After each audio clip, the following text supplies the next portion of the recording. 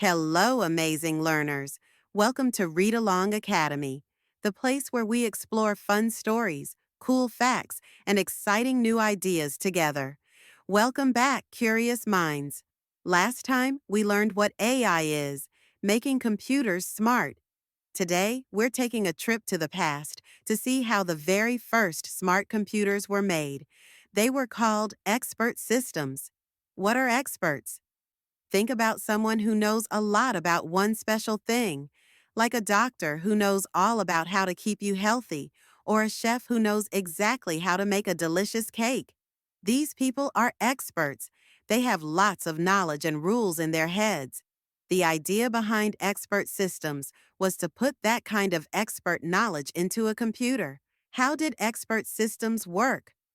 People who were experts themselves would teach the computer lots of if-then rules about one specific topic.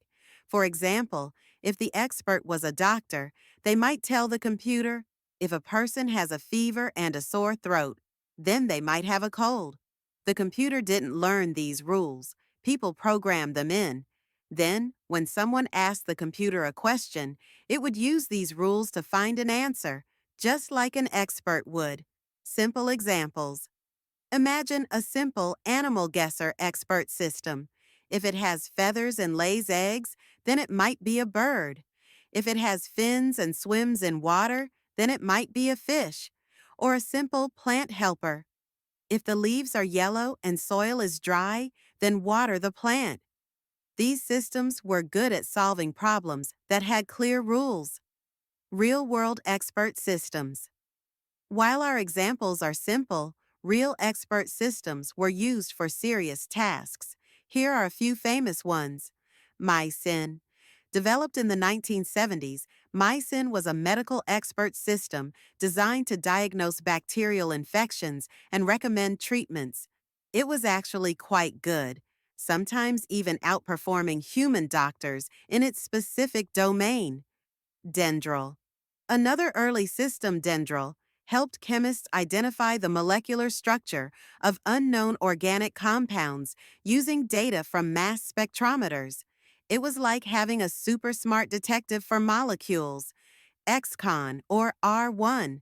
This system, used by Digital Equipment Corporation, DEC, was a massive success in the business world. It configured complex computer systems for customers, ensuring all the right parts were included and compatible. XCON saved DEC millions of dollars by reducing errors and speeding up the configuration process. Prospector. This expert system was used to help geologists locate mineral deposits. It could analyze geological data and make recommendations on where to dig, leading to the discovery of valuable resources. Architecture of an expert system. So, how were these systems built? At their core, expert systems typically have three main parts, working together like a team. 1. Knowledge base. This is like the expert's brain, where all the specialized knowledge is stored. It contains the facts and, most importantly, the if-then rules we talked about. You could visualize this as a big book of rules and facts. 2. Inference engine. This is the thinking part of the expert system. When you ask the system a question, the inference engine takes your input and uses logical reasoning to apply the rules in the knowledge base.